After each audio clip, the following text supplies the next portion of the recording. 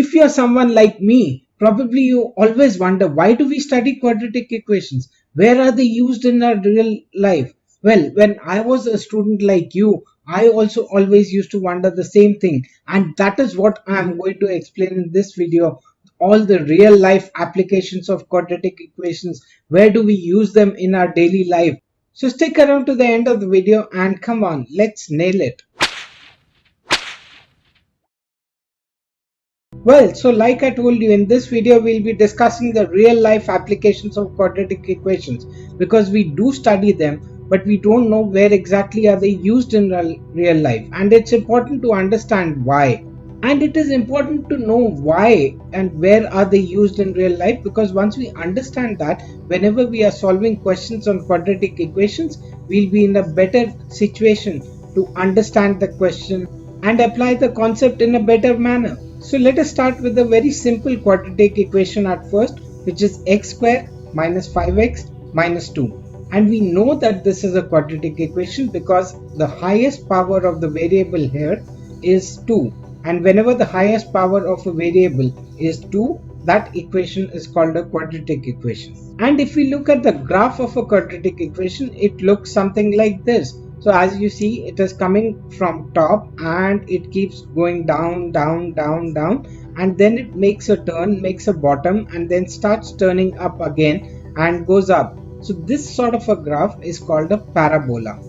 Yes, a parabola. And while it has a lot of uses in our real life, this is not exactly what we see, because all thanks to gravity, whatever goes up it comes down, but nothing that comes down it goes up, unless it's a ball bouncing. But when a ball bounces, it doesn't make quite a parabola rounded like shape. Do you understand me? So what we come across in our daily life is called an inverted parabola. But before we talk about inverted parabolas, I wanted to remind you that if you are a student of mathematics, you may want to subscribe to this channel, because I keep doing a lot of this stuff on my channel, and a lot of this useful information is going to help you in your exams. So do click on the subscribe button here, and do not forget to click on the bell notification also, because that will ensure that each future upload is sent right into your inbox. Well, for inverted parabolas, let me start with another quadratic equation. Let's take it minus x square plus 5x. So this is just the reverse of what we had taken in the first example. And if you take a look at the graph of this quadratic equation, as you see, instead of it coming from top and then making a turn and going back up again, it is now going the other way. It is coming from below, making a round top, and then coming back down again. And this is what is called an inverted parabola. Now the only thing that I have really changed here is the coefficient of x square. As you noticed in the first equation, the coefficient of x square was positive, but whenever the coefficient of x square is negative, it makes an inverted parabola. Now this sort of a quadratic equation may probably be used by a bomber, a fighter jet. Now if we delete this half of the quadratic parabola, and if we assume that there's a fighter jet which is going to bomb enemy locations, probably he would be using a quadratic equation something like this. Because when he drops a bomb, it doesn't go directly below him. Because as you know, if the fighter jet is going this way, because of the velocity of the fighter jet, the bomb also has a velocity going this way. And when he drops the bomb will go further along with him, but also because of the effect of gravity, it will be pulled downwards. So it will probably take a trajectory like this. And to pinpoint the location where it would land and to hit the enemy target, the fighter pilot must make sure what height is he flying at, what is the speed of the fighter jet, what is the acceleration due to gravity, and how much time will it take to hit the ground. Using all these details, he can easily release the bombs at the correct moment so that it hits the enemy target. Now let's have a look at another quadratic equation. This time I am going to take it minus 0.25 x square plus 3x. And the graph of this quadratic equation looks something like this. Well, this is like if you are throwing a ball up in the air and it achieves a maximum height of 9 meters and then goes and falls back on the ground 12 meters ahead of you. So again, an inverted parabola which we see daily in our real lives whenever you throw a ball up in the air. Well, and as you see, the shape of this parabola is quite wider than the parabola that we saw earlier, and the reason for that is again the coefficient of x square. Well, again it is negative here, because of which it makes an inverted parabola, but at the same time the coefficient of x square here is less than 1, or I would say it is between -1 and 1. So whenever the coefficient of x square is between -1 and 1 but not 0, because if it becomes 0 it does not remain a quadratic equation at all.